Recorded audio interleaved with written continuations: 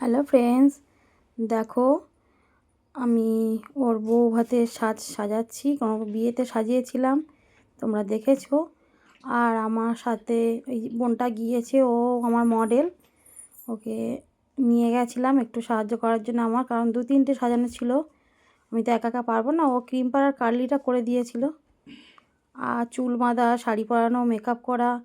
আর ওর বিয়ের সাজ পছন্দ হয়েছে বলে ওর ননদরা আমাকে আবার বউ ভাতের সাজ সাজাতে বললো। আবার ওর ননদগুলোও সেজেছে আমার কাছে 2-3জন। তাহলে এতগুলো সাজ তো একা একা সম্ভব না, ওর জন্য ওকে নিয়ে গেছিলাম যে তুই একটু কার্লি আর ক্রিম পাড়টা করে দে, তাতে আমার একটু এগিয়ে যাবে। ওই জন্য ওকে নিয়ে গেছিলাম। ও ওই কার্লি আর ক্রিম পাড় করে দিয়েছিল। আর আমার ছেলে গেছিলো, ফোনটা ধরেছিল। ও আমার ছেলে ফোনে ছবি তুলেছে, ভিডিও করেছে।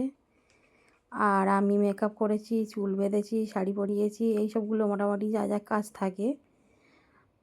আর মেকআপ করার আগে জানো তো মেকআপটা কীভাবে বসাতে হবে, তার জন্য প্রিপারেশান নেওয়া দরকার। নিয়েছি, নেওয়ার পরে যা যা মোটামুটি করা হয় মেকআপে জানো সবই। এখন সবাই সব কিছু জানে, ফোন দেখে দেখে শিখে গেছে অনেকেই। কিন্তু সবাই শিখলেও বা কি, মানে অনেকে মেকআপ কালো করে ফেলে, কেঁকি করে ফেলে, বা অনেকের মেকআপ ফেটে যায়, কালো হয়ে যায়, বসে না, থাকে না। সেইগুলোর জন্য একটু প্রিপারেশান নিতে হয়। যত প্রিপারেশান নিয়ে কাজ করবে তত তোমার মেকআপটা লং লাস্টিং হবে। আর কিছু বলার নেই, তোমরা তো সবই জানো সবাই। আর ওর ননদরা বিয়ের দিনকে সেজে এসেছিলো কোন পার্লার থেকে জানি না, ওরা ওদের সাজ পছন্দ হয়নি, বলছে দিদি ওখানে সেজেছিলাম, আমাদের মুখ কালো হয়ে গেছে, কী হয়ে গেছে, আমরা তোমার কাছে সাজবো, তুমি খুব সুন্দর সাজিয়েছো আমার মানে বৌদিকে। তা বলার পরে ওরা তো জোর করে, আমি তো বলি আমার অতগুলো সাজ একা একা সম্ভব না, পারবো না। না দিদি তোমার কাছে সাজবো, বারবার বলার পর আমি তো রাজি হয়ে গেলাম। তারপরে ওদের 3জনকে রেডি করার জন্য একা একা তো সম্ভব নয়, বোনটাকে নিয়ে গেছিলাম। ও একটু ক্রিম্পার কার্লি এসব করে হেল্প করে দিল। দেখো চোখটাকে কেমন করলাম। প্রথমে যেহেতু ওর শাড়ির কালারটা হচ্ছে নীল, তার জন্য আই বলেতে আমি নীল দিয়েছি।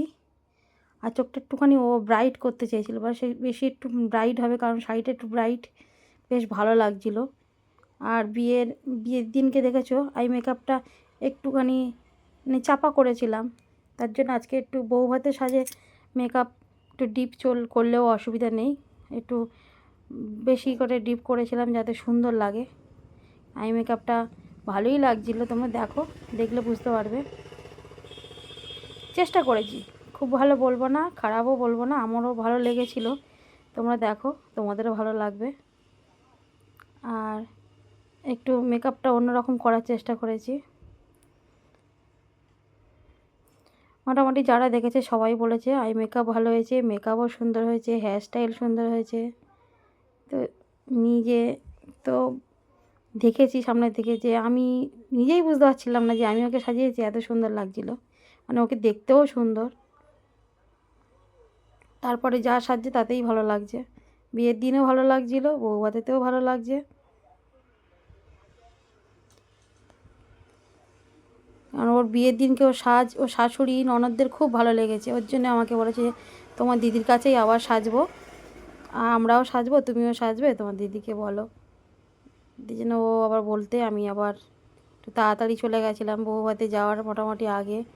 আমার তো গিয়ে এতগুলোকে রেডি করতে হবে, রেডি করে তারপরে রাতে খাওয়া দাওয়া করে আবার বেরিয়ে পড়েছিলাম।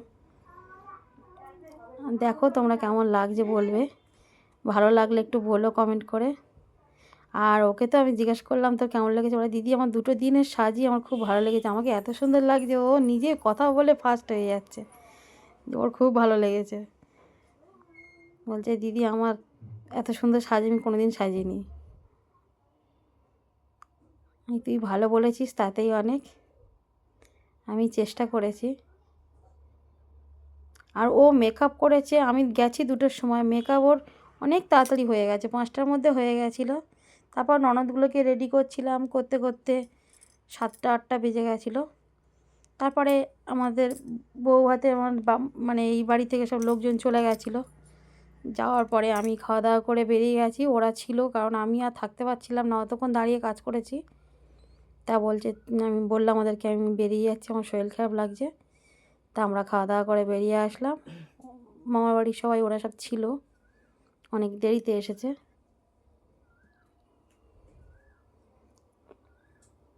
আর কলকাটা বেশি কিছু করিনি, যেহেতু বউ ভাতের তো হালকা করে অল্প করে একটুখানি শুধু সামনেটুকু করেছি। বিয়ের দিনকে কলকা অনেক রকম করা যায়, কিন্তু বউ ভাতে তো বেশি করলে ভালো লাগে না, কারণ এখন অনেকে করেও না। তবু আমরা করি একটুখানি, যে যেরকম চায় তার সেরকম করে দিই। ও চেয়েছিল দিদি একটু হালকা করে কলকা করে দাও, তারপরে ও পুরোটাই আমার ওপরে ছেড়ে দিয়েছে যে দিদি হচ্ছে কি তুই বলবি আমার কেমন লাগছে, তুই সাজাবি, আমি জানি না, তোর যেটা ভালো লাগে আমাকে তুই সেটাই সাজা। তাই আমি সাজিয়েছিলাম আমার মতো করে। দেখো তোমরা, শাড়িটাও পরিয়েছি ডান দিক দিয়ে পিছন দিক দিয়ে ঘুরিয়ে। সেটা কেমন লাগলো বল? খুব সুন্দর, খুব সুন্দর।